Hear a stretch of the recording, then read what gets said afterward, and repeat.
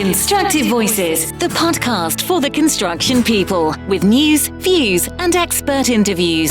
Hello and welcome to Constructive Voices. I'm Steve Randall. Concrete is everywhere, and that's unlikely to change anytime soon. But environmental concerns about its key component, cement, is driving change within the industry, with alternatives offering a far lower carbon footprint. Jackie de Burca has been finding out more about one of the emerging solutions. I'm Tony Sheridan. I'm the commercial director at DB Group, which is the parent company of Cemfree. I've been working here for about 5 years now. Originally, I trained as a structural engineer at UCD in Dublin, and worked as an engineer in Dublin for nearly 10 years, and then did an MBA over there, and then came over to London. And I've been in London for just over 11-ish years now. Time flies. And in London, I worked in the building materials sector, used the MBA and the engineering to get into the building materials sector. Worked for a company called Hansen, Heidelberg Materials now, one of the majors in the cement and concrete space over here. And I worked in their major projects team for a few years and worked in some line management roles, general manager and commercial manager roles. And in total worked there for about 7 years. And then heard about Cemfree and DB Group, jumped at the chance to work here about 5 years ago.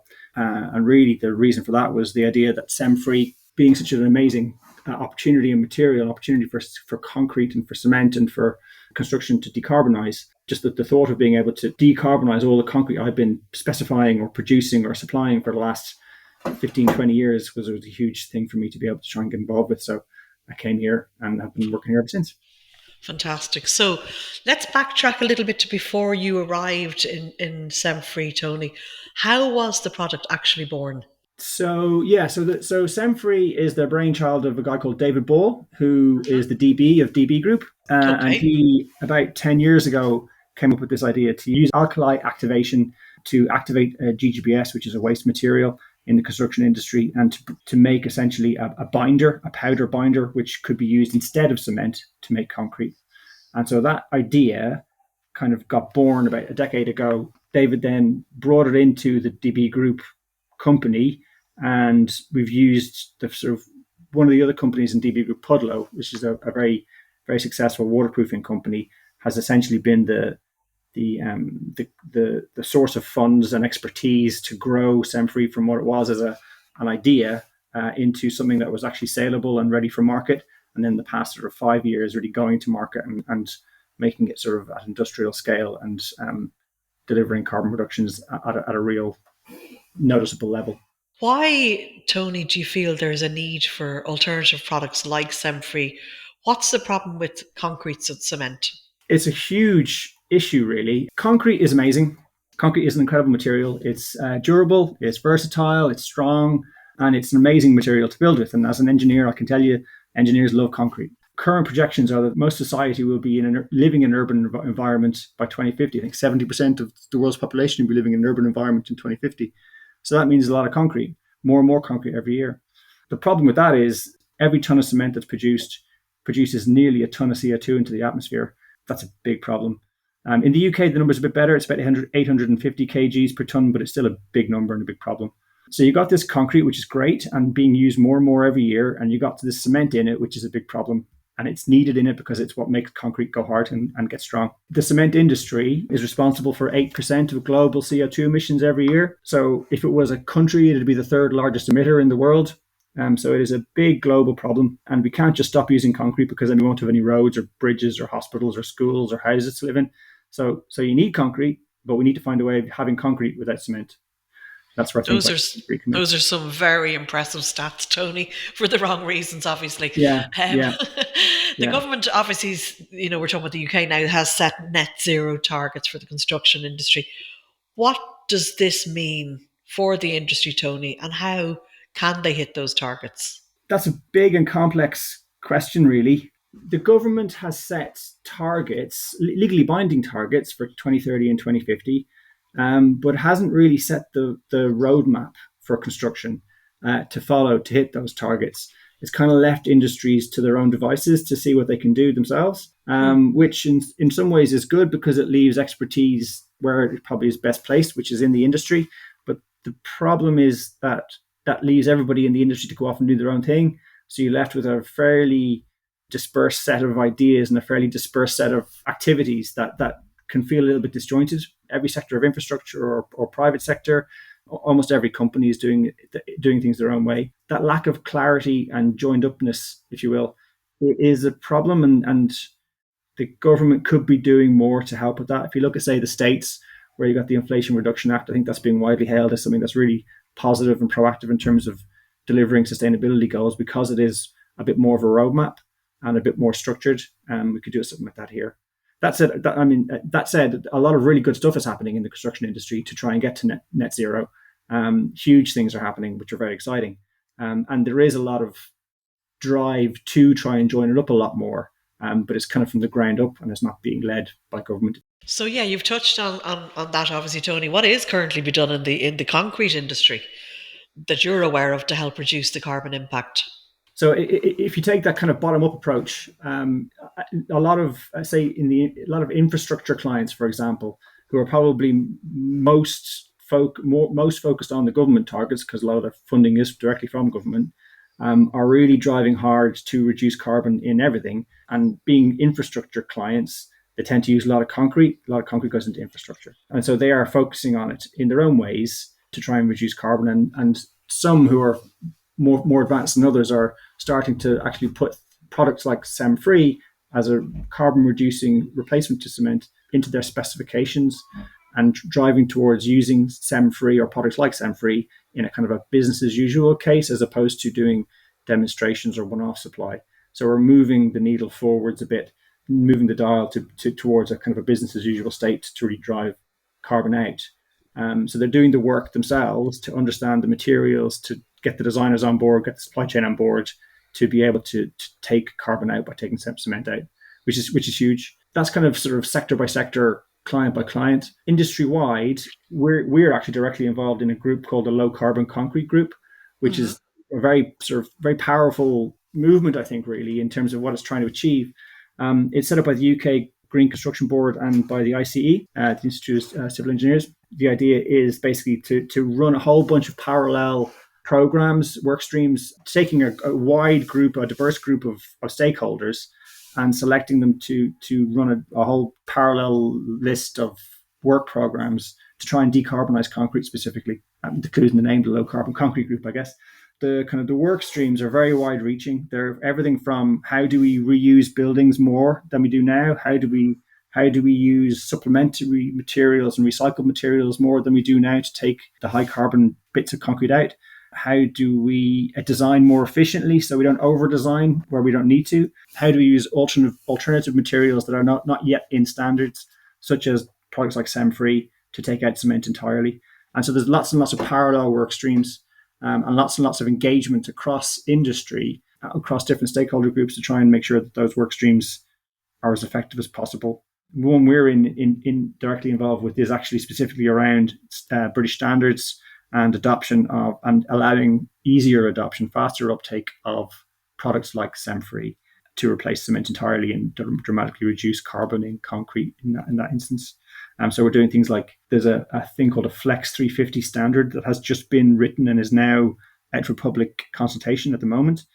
And the Low Carbon Concrete Group were the people who were sort of instrumental in getting it written. That has been written by the British Standards, the BSI.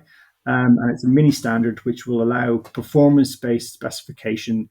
It won't matter whether it's cement or a different kind of binder that's being used to make concrete, which is very helpful for designers, because then they can select things that aren't cement to make concrete and therefore reduce carbon. And that's a kind of a really big step forwards in terms of the concrete industry and its ability to use novel materials. So there's a lot of things going on. A lot of it's a lot of parallel tracking of trying to get carbon reduction initiatives moving, and trying to get them as widely adopted as possible. It's very exciting. It sounds really fascinating. It's probably by the sound of the complexity and the parallels that are running there. It sounds like another podcast in itself, which possibly is something we could talk about. But going back to Cemfree, Tony, how much embodied CO2 can it save? So we believe we're actually market leaders in terms of the amount of carbon we can take out of concrete and concrete products. Certainly the stats we've seen across the industry would suggest that. If you take our Optima product, we've got a number of products now. If you take our original product, Cemfree Optima, which is a powder, it can come in a silo, or it can come in a ton bag, or come in a 25 kg bag, just like you'd see with normal cement. The carbon footprint per tonne of Optima is 133 kgs per tonne. As I said earlier, the carbon footprint of a tonne of cement in the UK, the industry-wide stated stat, is about 850 kgs. So you're talking about a kind of an 85% reduction in embodied CO2 on a tonne-for-tonne comparison. It's significant. It's a large chunk of carbon can be taken out very quickly if you just take out the cement and put in Cemfree. I would say that there are others available. If this was the BBC, there'd be others. The line, other cement replacements are available. There are, and a lot of them are very good. We just know we happen to be the best. Okay. So that's taking the powder as a direct comparison. Nobody actually builds using the powder. They build using concrete, don't they? So nobody really cares about the powder. They care about the concrete or the product that's made with it. So if you talk about, say, our masonry mortar, for example, where we have used Cemfree Optima and we have made our own masonry mortar with that, and that's a product that's available now. It's been available for nearly a year, and it comes in bags, and it's just like normal masonry mortar. You put it in between blocks and you make walls. Very simple stuff. When you add up all the other carbon that's involved in putting a bag of masonry mortar together, the carbon cost of the packaging, the deliveries, the carbon cost of the sand and the other additives in a bag of mortar, we're using the same sand as a cement-based mortar and the same packaging as a cement-based mortar. The carbon savings from having Cemfree in there instead of cement, when you look at a bag of the mortar, is 70%. So you can save 70% of your embodied carbon in a wall by using Cemfree mortar instead of cement-based mortar, and actually in the same way by using a Cemfree block instead of using a cement block. So if you're a designer or a developer or a client and you've got a block wall to build or a house to build or a building with lots of blocks in it to build, and you want an easy way of reducing your carbon where you don't have to worry about design implications, you don't have to worry about retraining all your site staff to do a different thing, a different process on site, simply just switch out one for the other, you can achieve a 70% reduction in that wall or that building or that part of the building by going Cemfree instead of OPC based. That sounds like a very easy fix that you're offering there. What other solutions and technologies are available in the market now, Tony? There's a huge variety, really, in terms of what is out there and what can be done. As an advocate for Cemfree, I'm an advocate for the whole gamut. I think we should all be using all of this stuff, not just Cemfree, but anybody else who's trying to reduce carbon. We see ourselves as part of a very patchwork solution, a very wide range of solutions that will solve the carbon issue in concrete. There's not a one size fits all approach here. So there's lots of different things that are being done. So, for example, people are injecting carbon into concrete. So that there's companies out there who can inject carbon into concrete, and in doing so, they reckon there's a 15%-ish reduction there. There are people who are doing things like calcined clay, which is a very exciting development in the concrete industry, which is a good step forwards from cement. It's still a linear process. You're still digging something out of the ground and burning it at a high temperature, and there's still a fair chunk of carbon involved in all that, but it's a notable reduction versus OPC cement. There are other things like doing more blending of different waste streams and different materials to basically to replace some of the cement in concrete mixes. So ternary blends is what they're called. So putting 3 things into a blend as opposed to 2, which is what's done normally now. But there's also things like carbon capture as well, which is a future development which could be a huge part of the solution if it gets developed properly and is able to be used properly by the cement industry. And then there's things like us, we're part of a group of products called alkali activated cementitious materials, AACMs, or geopolymers, some people refer to us as. And there's a number of us in the market at different stages of development, to be fair. Some of our competitor set, I suppose, are an earlier stage in their development than we are. Some others are roughly where we are in terms of having good experience in the market and having something that's been used fairly widely. And yeah, I think where I see it is it's a bit like a parallel to the power generation industry in the UK, where you used to have one way of doing things, very centralized. You used to have the UK wide power company, which burned coal to deliver electricity to everybody's home, and a very centralized approach with one way of doing it. And now, if you look at power generation in the UK, it's very dispersed. It's very multifaceted, and you have people even selling power back to the grid themselves. And you can see a similar path for cement, where currently it's an oligopoly. It's run by a handful of companies, I think 5 or 6 in the UK, across 9 cement plants making cement. So doing one thing and selling it out nationally. Whereas I think in future we can see a very, very wide, diverse way of making binders for concrete as opposed to cement. That's a great comparison, Tony, to the Paris situation, obviously in the UK. Very good comparison indeed. Now, going back to the various technologies that you've just described, how do you feel the industry is adapting to them at the moment? It's a mixed picture. There are a lot of pioneering companies that we've had the pleasure of working with, and I'm sure some of our competitors have as well, who are really trying to drive forwards as fast as possible. And there are some others who are just a bit more cautious about moving forwards, or cautious about doing something new because they see risk as opposed to opportunity, which is understandable. But I'd say that if you were to take a broad brush, I'd say that a lot of companies, again, if we go back to infrastructure clients, for example, who are more directly affected by or directly interested in the government targets, given being that they're usually government funded, are really driving hard to try and reduce their carbon and are looking for solutions, and therefore working harder to try and do things like use Cemfree or other AACMs in their concrete.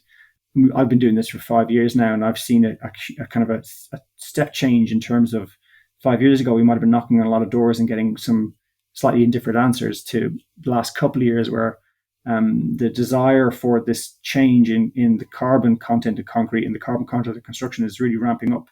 And now people are knocking on our door saying, what can you do for us, please? We need help. And people are in infrastructure are saying, we need to do this as business as usual as quickly as possible. How can you help us do that? Or how do we do that? Can you help us on that journey? It's rapidly gaining a lot of traction. So it's an interesting time.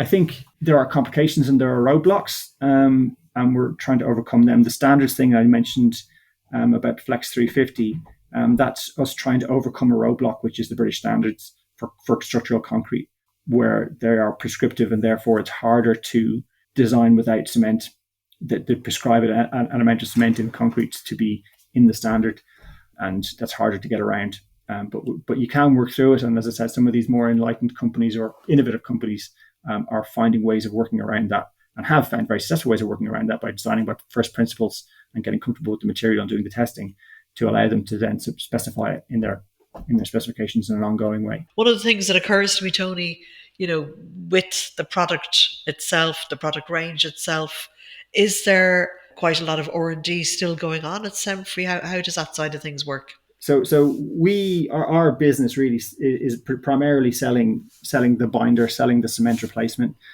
We are doing a lot of work and have been doing a lot of work with a lot of companies who make concrete products and developing their products to be able to be Cemfree versions of their products. So block manufacturers, brick manufacturers, precast paving manufacturers, mortar manufacturers, bulk mortar manufacturers, all these kind of very large companies actually in some instances, very keen to be able to supply the cement-free version of what they do. But there's a journey there in terms of developing the Cemfree version of that and doing all the testing on those products to make sure they're fit for purpose, and then launching the product into the market. And in some instances, that's a multi-year development program. A lot of our work in the technology team is in supporting that product development work, so the D and the R&D, I suppose. And that's really exciting, actually, because going back to that block wall example, if you've got a block now from a block manufacturer, which is Cemfree and has a circa 70% carbon reduction, you've got a mortar from either us or from a bulk mortar supplier, which has a similar carbon reduction. All of a sudden, you've got very simple ways of just changing out one standard block with another standard block, but you've taken 70% of your carbon out of your wall.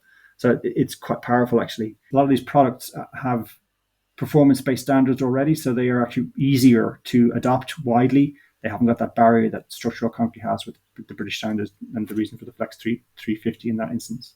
So there's a huge opportunity for designers and clients and house builders, for example, in the block instance, to make big switches and big carbon savings immediately now without having to worry about changing designs, changing ways of working, changing manufacturing processes. It's all there already now. So that's the development stuff.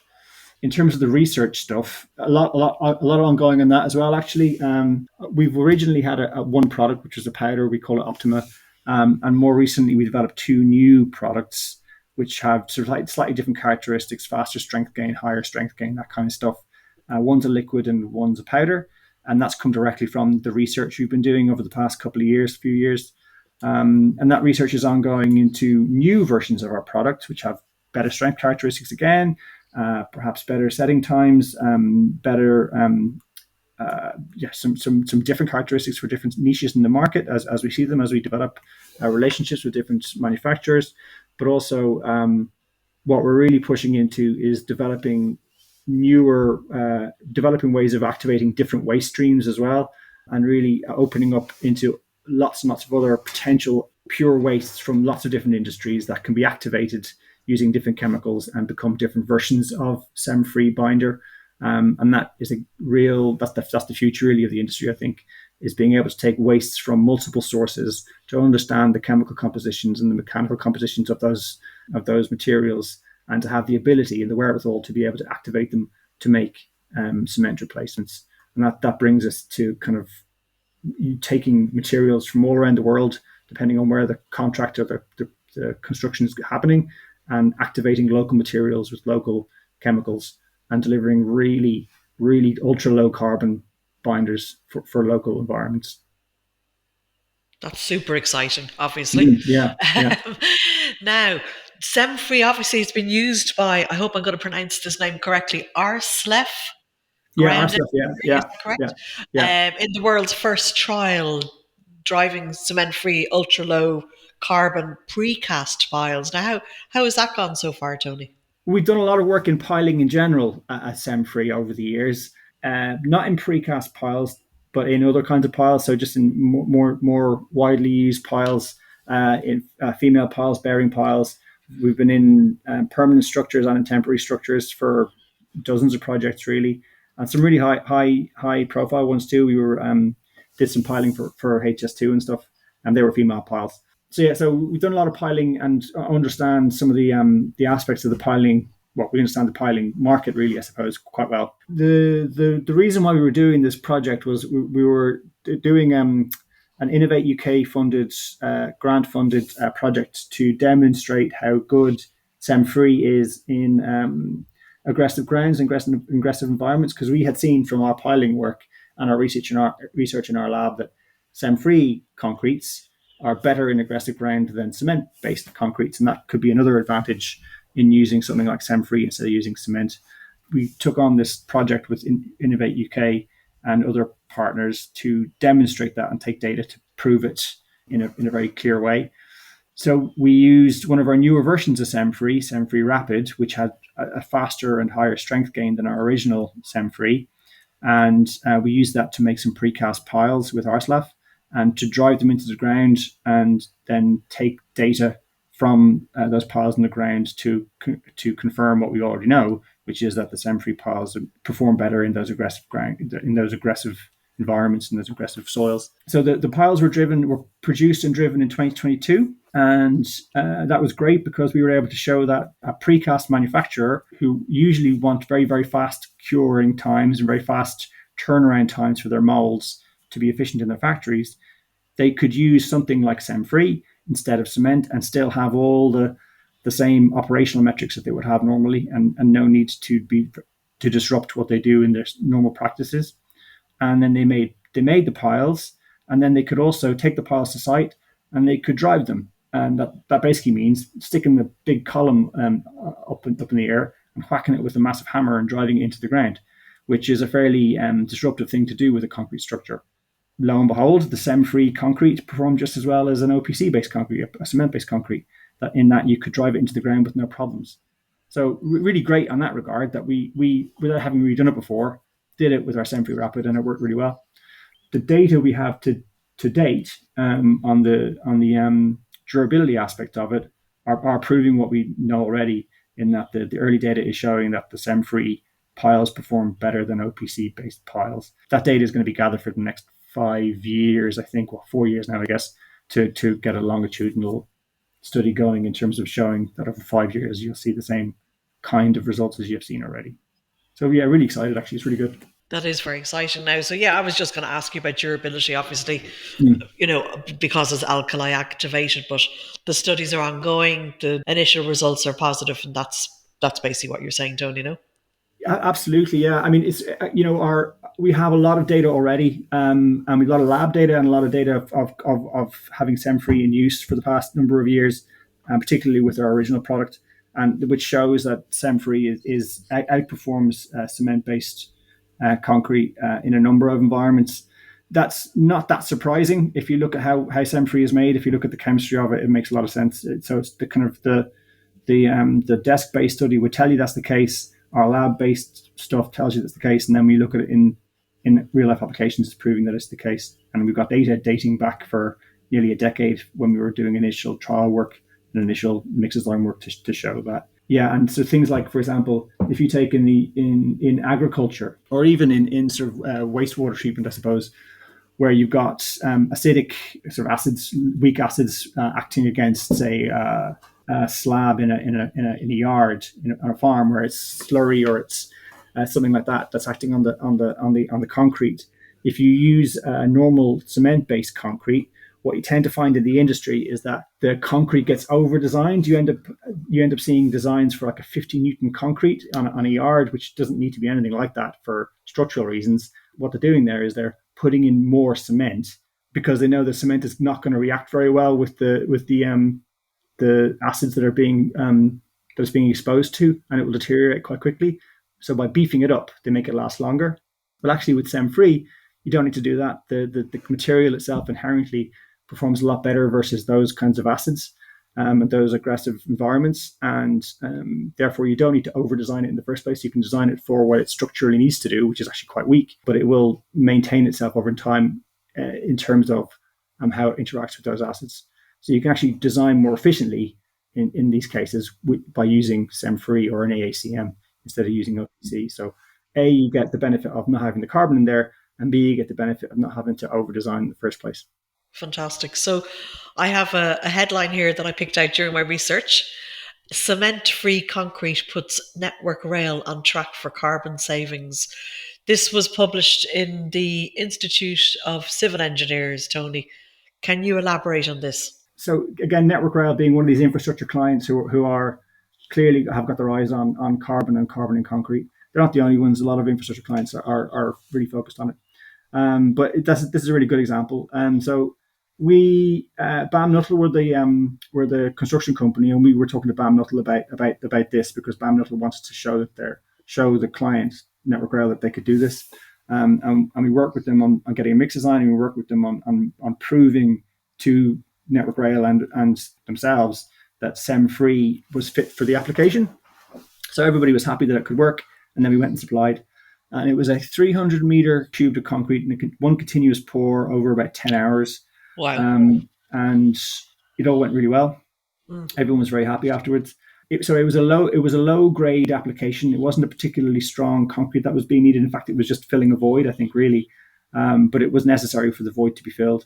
So because it was a low grade concrete, it was a low cement content, a low binder content.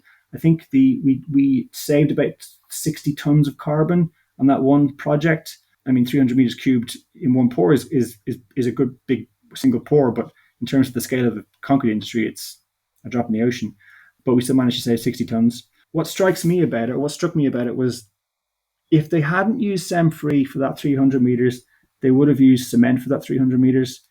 And it just speaks back to how addicted everybody is to concrete and how great concrete is and how easy to use it is, which is great, but it's a problem because it's got cement in it.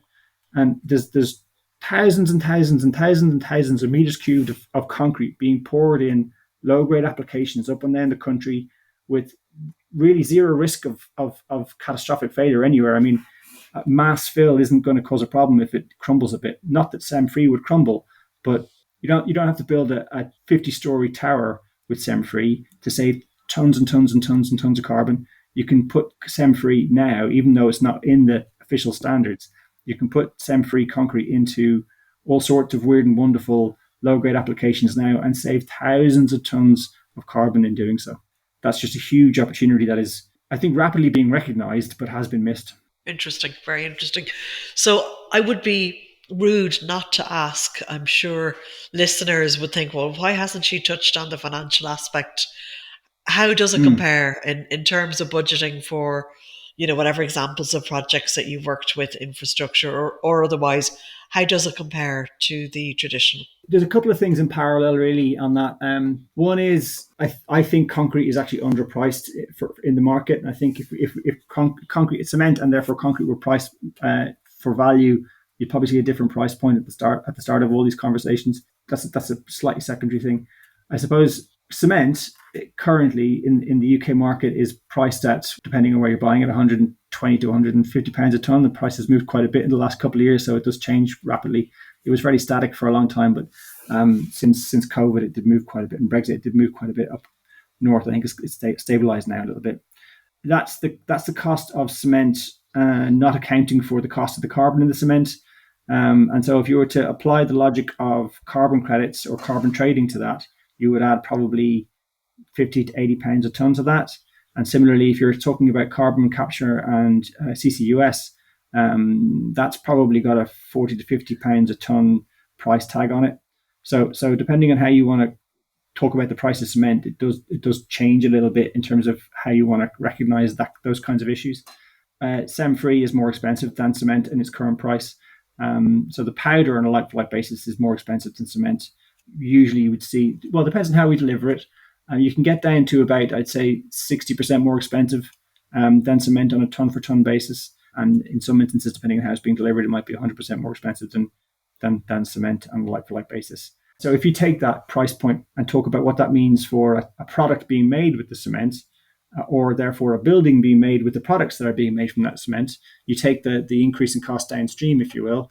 You see that by the time you get to, say, the house that you're building with cement blocks and bricks, for example, you're barely having an impact on the cost of the house being built.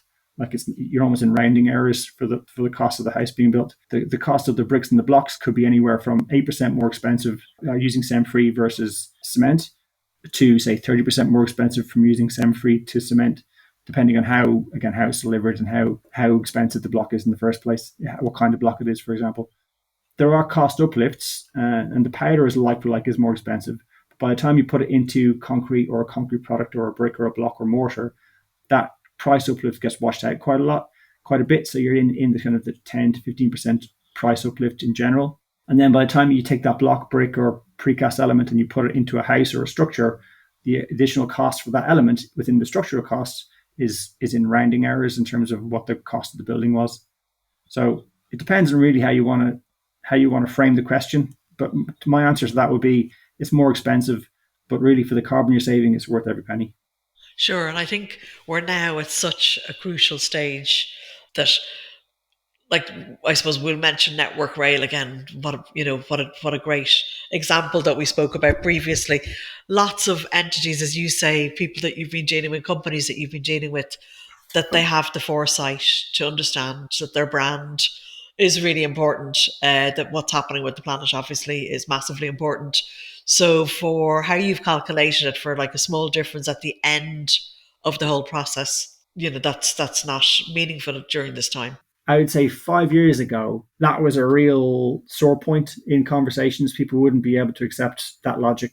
But over the past few years, we've seen a huge swing, and people now recognize that it's worth it, that the cost uplift is actually very manageable, and that it's worth doing for lots of reasons of brand and that kind of thing, but also just the ethics of it, the fundamental need to take carbon out. You have to do it. I mean, you can save 20p if you want, but you're heading towards an iceberg on the Titanic, and you want to try and change course, don't you? Very much so. Yeah, very much so. Yeah, great comparison. What kind of plans and targets does Cemfree have over the next 10 to 20 years? Big ones, I would say. Big ones, very exciting ones. So we're still a very small. So DB Group itself isn't a huge company, but Cemfree is small within it still. We've got about, I'd say, across the piece, about a dozen people working directly for Cemfree in terms of commercial and technology, and we've got big plans and big ideas to try and grow as fast as possible. we've been doing a lot of work in terms of onboarding some very big customers to get those products to market more easily available, more widespread, so to help clients make the switch more easily. And we're trundling along with that work, and I think we're seeing a step change now in the availability of these products, and therefore the growth trajectory of the company. So that allows us to grow in terms of commercial effort, and also in terms of technology and R&D to expand on that, the research bit in particular, and the R&D as well, and develop even more of those alternate precursors I mentioned earlier. And also the plan is to go, so big growth in the UK, but also big growth internationally. We've been looking at other markets where the cement usage is high, where the green agenda is front of mind with government and with construction, and where we can see that the frameworks for, well, the legal frameworks, I suppose, and the kind of the standards frameworks are suitable for alternates like Cemfree to be used reasonably widely. And so growth in the UK will help fund a lot of that international expansion that we've got on the books as well. So yeah, big plans, very exciting time actually. And it does feel like we've done a lot of really great work under the radar here in the UK for a number of years, and we're about to really go big, go large. That's Tony Sheridan from Cemfree talking to Jackie de Burca.